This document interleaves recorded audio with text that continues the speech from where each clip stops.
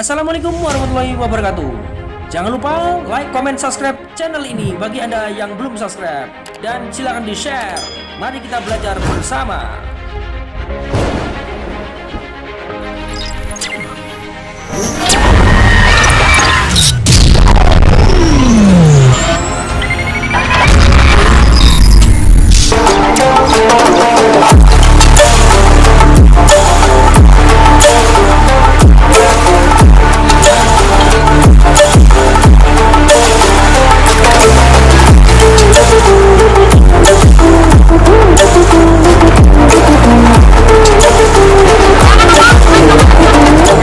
Channel Nuri saja. Jangan lupa di subscribe, share dan like, share dan like. Assalamualaikum warahmatullahi wabarakatuh. Kembali bersama channel Nuri saja. Anak-anakku semuanya, kita masih belajar dengan listrik dinamis, yaitu tentang hukum Kirchhoff 1 atau hukum 1 Kirchhoff. Berbicara tentang jumlah arus yang masuk percabangan sama dengan jumlah arus yang keluar percabangan. Ya, seperti ini. Ya, jadi yang masuk percabangan sama dengan yang keluar percabangan. Tolong diperhatikan. Misalkan arus yang masuk 10, maka yang keluar juga 10 ampere. Yang masuk adalah 5, maka yang keluar adalah 5 ampere ya. Jumlah masuk dan jumlah yang keluar adalah sama. Seperti gambar tersebut, bahwa arus yang masuk melalui I1 sama dengan arus yang keluar pada L2 atau I9. Di mana I1 tadi merupakan penjumlahan dari I2 tambah I4 tambah I3. Baik, mari kita beralih kepada rangkaian seri resistor. Ini adalah rangkaian seri resistor R1, R2, R3 menunjukkan resistor. Masing-masing resistor memiliki tegangan. Dari mana? Berdasarkan hukum Ohm bahwa setiap ada arus mengalir, kemudian terhambat maka menghasilkan tegangan. Pada keadaan ini, arus yang mengalir pada setiap resistor adalah sama, tetapi tegangannya berbeda, tergantung dari nilai hambatan masing-masing resistor itu sendiri. Semakin besar nilai hambatannya, maka tegangannya semakin besar.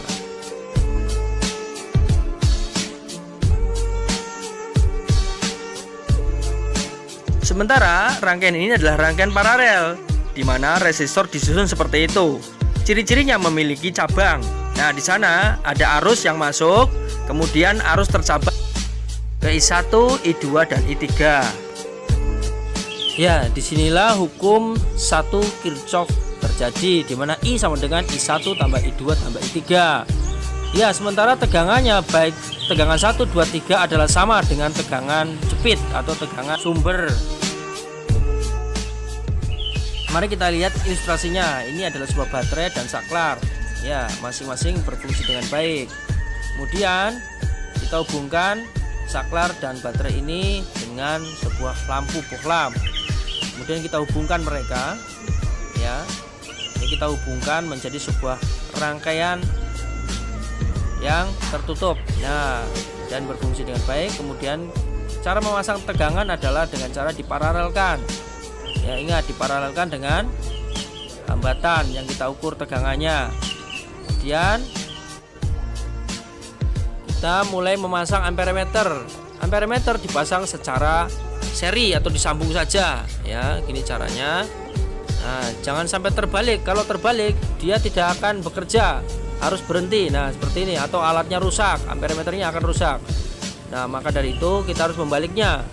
Amperemeter dipasang seri, harus diperhatikan kutub positif dan negatifnya. Nah, kita hubungkan seperti ini. Ya, kita hubungkan dan akhirnya dia bisa menyala. Nah, ini berarti ada arus dan juga ada tegangan yang terjadi, yang dua-duanya memiliki nilai. Kemudian kita akan mengcopy rangkaian ini menjadi dua. Ya, ini adalah rangkaian berikutnya. Saya akan mencoba untuk menambahkan, yaitu bohlam lampunya ada dua. Saya buat paralel. Ya, kita copy lampunya. Ya, seperti ini. Ada dua lampu. Kita akan lihat bagaimana yang terjadi. Tegangannya berubah atau tidak. Arusnya juga berubah atau tidak, kita akan lihat. Oke. Ya, ini sudah. Rangkaian ini saya katakan adalah rangkaian dengan bohlam yang saya susun secara seri. Ya, Nah, ini secara seri. Ya, kita lihat tegangannya di sana kelihatan. Yang seri ini tegangan lampu masing-masing 4,5 ya. Ya, kita coba cek ya. Ini di lampu kedua apa volt ya. Ya, secara teori tegangan sumber adalah penjumlahan dari tegangan masing-masing lampu. Nah, untuk rangkaian yang dengan satu lampu, di sana tegangannya pada lampu 9 volt sama dengan baterai. Sementara pada yang dua lampu ini tegangannya 4,5 dan 4,5 sehingga penjumlahannya adalah 9. Sementara arusnya kita lihat, untuk yang satu lampu arusnya 481, sementara untuk yang dua lampu adalah 329, lebih kecil ya. Itu. Jadi arusnya ketika di seri itu mengecil ya. Sementara hanya dengan satu hambatan itu arusnya lebih besar. Artinya ini bebannya lebih besar untuk yang dua lampu daripada yang satu lampu. Oke ya, seperti itu. Jadi ini seperti hukum Ohm bahwa tegangan itu selaras atau sebanding dengan nilai kuat arus dan juga hambatan. Semakin besar hambatan maka kuat arusnya semakin mengecil. Nah, berikut ini mari kita lihat ilustrasi bagaimana ketika lampu-lampu tadi dipasang secara seri dan paralel. Kita lihat ya, kita hubungkan saklar dengan baterai dan lampu. Kemudian kita akan perbanyak lampu itu. Oke ya. Kita menggunakan 3 lampu ya. Lampunya ada 3, kemudian kita hubungkan seperti ini. Ini adalah dipasang secara seri ya. Tidak ada percabangan. Arus yang mengalir dari setiap lampu adalah sama. Ingat, arus yang mengalir pada setiap lampu adalah sama. Sementara tegangan dari tiap lampu adalah berbeda-beda tergantung daripada nilai hambatan dari masing-masing lampu.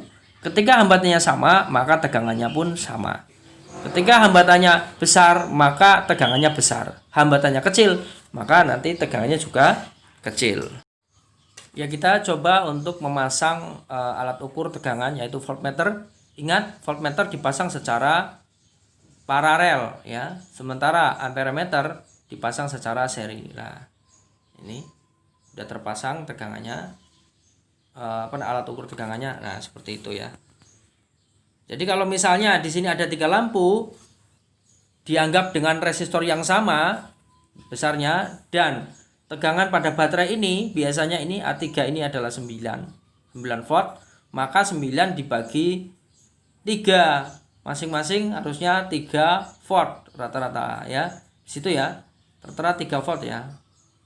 Ya, jadi tegangannya 3 volt. Masing-masing lampu tegangannya 3 volt. Maka tegangan totalnya adalah 3 tambah 3 tambah 3 yaitu 9 volt. Ya, 3 volt itu ya. Oke. Nah, bandingkan ketika kita pasang dengan cara di paralel. Ya. Ingat yang di atas adalah seri ya. Ini kita coba pasang yang paralel seperti apa. Ya. Ini kita pasang 3 lampu juga dengan sumber tegangan sama yaitu 9 volt ya. Ya. Kemudian ya, kita masih utik-utik bagaimana ceritanya nih. Ya, ini kita copy saja. Nah, ada 3 ya, seperti ini. Nah, ada 3 lampu. Kita hubungkan. Nah, seperti ini. Kemudian ujung ini kita hubungkan dengan baterai. Nah, ini ya, kita lihat bagaimana tegangannya adalah 9 volt. Ya, sementara yang di atas itu masing-masing 3 volt, 3 volt. Sementara yang di sini 9 volt. Ya, tegangan masing-masing lampu adalah 9 volt. Sama dengan tegangan sumbernya. Ya, dan ini lampunya lebih cerah. Lihat dari mana? Ya. Kita bisa melihat lampu lebih cerah itu karena arusnya. Arus yang mengalir pada lampu kita lihat arusnya lebih besar. Kita coba lihat berapa. Kita hubungkan. Kalau di atas nilai arusnya adalah 262 miliampere. Sementara yang di sini yang di bawah kita lihat berapa. Ya, yang di bawah Ini berhenti kenapa? Ya, karena salah pemasangan ya. Dibalik ya, terminalnya jangan salah-salah. Oke. Ya gitu. Kita pasang terminalnya tadi salah ya. Kita pasang. Oke. Nah, arusnya adalah 1,44 ampere. Sementara yang seri adalah arusnya yaitu 262 mikroampere ya, mikroampere. Ya, sementara yang di paralel arusnya 1,4 ampere. Ordernya luar biasa itu ya. Ordernya kalau di atas itu mikro ya. Maaf, bukan mikro, mili ya, mili ampere. Sementara yang di bawah ini ampere. Seperti itu. Jelas berarti lampu yang dipasang secara paralel lebih terang daripada lampu yang dipasang secara seri, karena hambatannya, tegangannya masing-masing lampu untuk di paralel itu sama konstan dengan sumber, sementara yang dipasang seri tegangannya itu terbagi dari tiap-tiap lampu tersebut sehingga arusnya mengecil untuk yang seri, sementara yang paralel arusnya besar. Oke ya. Nah, untuk di rumah tangga itu biasanya di rumah-rumah menggunakan rangkaian paralel. Selain tegangannya juga konstan dengan sumber, juga di sana kalau ada salah satu lampu dimatikan, dikasih saklar, maka kita bisa menghidupkan lampu yang lain. Jadi tidak semuanya mati. Tapi kalau seri satu mati semua gitu ya. Ya, kita lihat ilustrasinya lagi ya. Bagaimana cara pemasangan ampermeter ya dipasang seri ya, seperti itu ya. Sementara, nah ini ilustrasi penggambarannya di buku seperti ini. Ada ampermeter, ada lampu dan sumber tegangan. Cara mengukurnya itu ya, skala yang ditunjuk dibagi skala maksimal ya, dibagi dengan batas maksimal. Kalau batas itu kita pilih dari yang lingkaran-lingkaran hitam itu, sementara skala maksimalnya dari ujung jarum yang paling pol. Nah, sementara ini ya, caranya seperti itu ya. Ya gitu. Jadi ingat ya, skala tunjuk jarum dibagi skala maksimalnya itu yang jarum pol ya, paling pol kanan dibagi dengan batas ukur. Dikali dengan batas ukur, maaf. Nah, sekarang pada sampai ilustrasi ini. Pada waktu yang lalu saya pernah bertanya, kenapa itu burung tidak kesetrum padahal tegangannya besar di situ. Jawabannya adalah karena kedua kaki burung itu menginjak atau menempel pada kabel yang sama. Ya, sementara kabel yang sama itu dialiri ya, tegangan yang sama, arus yang sama, sehingga tidak ada selisih tegangan antara kaki burung dengan kaki yang lainnya. Maka jelas kalau arus itu mengalir itu akibat adanya beda potensial tinggi ke potensial rendah, maka terjadilah aliran arus atau elektron. Nah, sementara dalam keadaan ini ya, itu kabel pada kaki yang satu sama dengan kabel di kaki yang lain, tegangannya sama, sehingga tidak ada aliran arus karena tidak ada beda potensial. Oke ya, seperti itu ya. Ya, semoga tayangan ini bermanfaat. Terima kasih dan jaga kesehatan. Jangan lupa like, comment, subscribe. Sing urung subscribe di subscribe ya. Subscribe itu ganjil ya. Kemudian yang belum like di like, kemudian dikasih komentar. Terima kasih. Assalamualaikum warahmatullahi wabarakatuh. Oh ya, jangan lupa selain channel Nuri saja, Pak Nuri juga sudah membuat channel edukasi yang lainnya, yaitu channel Edu Milenia. Silakan dua channel ini kalian kunjungi dan jangan lupa di komen serta di share kepada teman yang lain. Terima kasih.